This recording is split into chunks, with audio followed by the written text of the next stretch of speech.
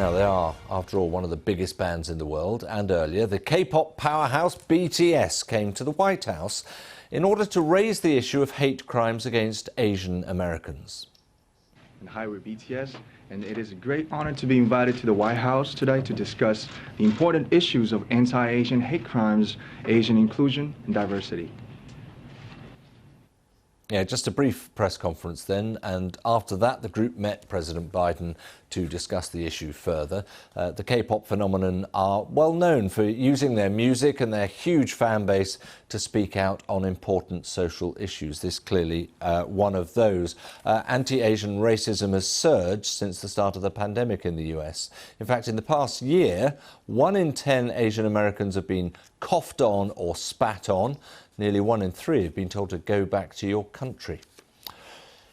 Well, Marita Etcubañez is the Senior Director of the Anti-Asian Hate Initiative at Asian Americans Advancing Justice, and she joins us from Los Angeles. Thanks very much indeed, Marita, for joining us. How big a deal is it to have BTS on side?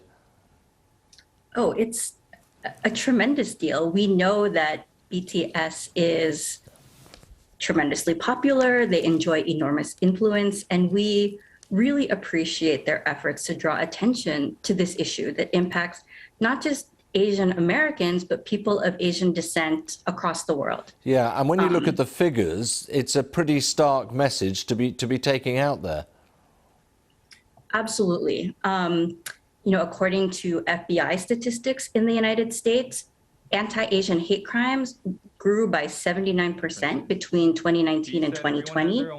Various community reporting sites, including our standagainsthatred.org website, have received more than 12,000 individual reports from community members talking about hate crimes and hate incidents that they have endured. But even with these alarming numbers, we know that this is still only the tip of the iceberg, because we know that hate crimes and hate incidents are chronically underreported. So even with these troubling numbers, we still don't have a full sense of how our community has been impacted during the pandemic. So do you think a lot of Asian Americans are just tolerating people being rude to them, for example? I mean, they see it as part of, unfortunately, a daily way of life? I think there is something to that. I think also people might not know where they can report, where they can find help. So that is certainly something that my organization, Asian Americans Advancing Justice, AAJC, encourages people to do, to report, to share their stories, because again, this helps us better understand what's happening in communities and informs our advocacy efforts.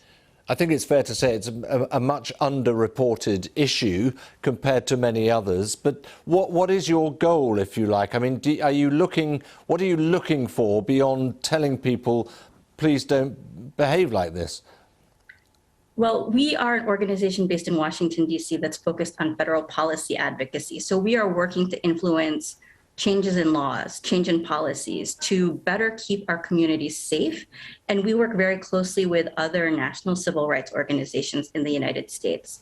So that's something we also encourage people to do, is to get involved with community organizations in their local communities that are working against hate, working for broader racial justice, and help get involved in speaking up for what you think your community needs to be safe. Well, it's going to help having the likes of BTS on side, I'm sure. Marita, thank you very much indeed.